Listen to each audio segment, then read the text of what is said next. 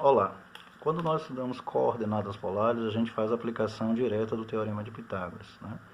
Pitágoras ele é um matemático que viveu em 555 na ilha de Samos, Grécia Antiga, antes de Cristo, e muito da sua teoria na geometria está respaldada também na de Euclides. Euclides viveu pelo menos 220 anos antes dele, em 330, né? E foi assim professor da maior biblioteca do mundo, a Biblioteca de Alexandria, que depois os romanos lá na época de Marco Polo, né, vai destruir, né? Parte dela, mas alguns documentos sobreviveram, sendo um deles uma obra grega chamada Etnoixia, composta por 13 livros, né, onde temos lá teoremas, teorias, postulados, né, e toda a teoria da geometria plana, onde Euclides ali ele observou coisas junto de outros matemáticos e colocou nessa obra. Então, quando a gente trabalha com as coordenadas polares, há uma aplicação direta desse teorema. O teorema de Pitágoras, mais conhecido no mundo, diz que num triângulo retângulo, ou seja, um triângulo que tem um ângulo de 90 graus, vale as seguintes relações métricas, né? O maior lado se opõe ao maior ângulo sempre. No caso, o maior lado é chamado de hipotenusa e, subsequentemente, os outros dois catetos. Então, eu tenho aqui, por exemplo, nesse papel verde, aqui um par de esquadros que é utilizado em arquitetura, né? Em desenho técnico, né? Bastante utilizado. Eu vou utilizar só um deles para que eu marque aqui, para poder a gente ver o Teorema de Pitágoras, porque esse esquadro ele é retângulo.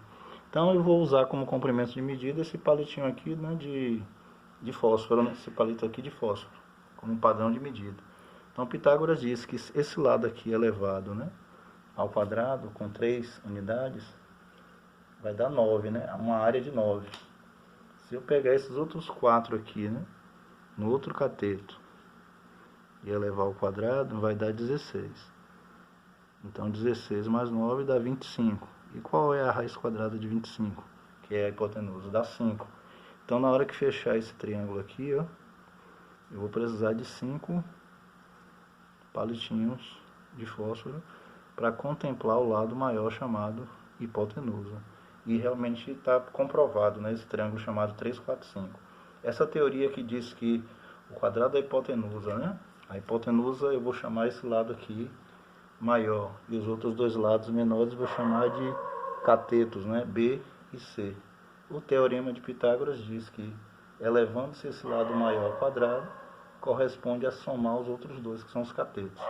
Então B e C são catetos, A é a hipotenusa e B e C são os catetos.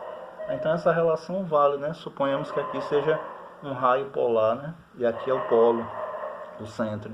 Se eu souber essa distância, o valor dessas coordenadas aqui, na horizontal seria x, né? E aqui na vertical seria y. Se eu souber os valores dessas coordenadas x e y, eu vou dizer que R é a hipotenusa, né, desse triângulo. Então a gente pode dizer que R ao quadrado vai ser essa medida abscissa ao quadrado mais a ordenada, a medida do outro lado, onde x e y aqui seriam os valores dos catetos e R o comprimento maior, que é o raio. E aqui a gente tem um ângulo, né? Já que lá a gente trabalha em coordenadas polares com ângulo e distância. Mas como a gente quer saber o comprimento desse raio, basta eu ter as coordenadas cartesianas. Então, R, isso implica dizer que R será igual o inverso da potenciação e radiciação. Então, a raiz quadrada de x ao quadrado mais y ao quadrado. Então, essa é uma das fórmulas que a gente utiliza para calcular, né? Finalizando lá a fórmula, né? A gente vê por inteiro. O comprimento do raio é dado, então, pela abscissa ao quadrado somado com a ordenada ao quadrado e depois eu extraio a raiz quadrada dessa soma. Bem, esse é o Teorema de Pitágoras na aplicação em coordenadas polares. Um abraço.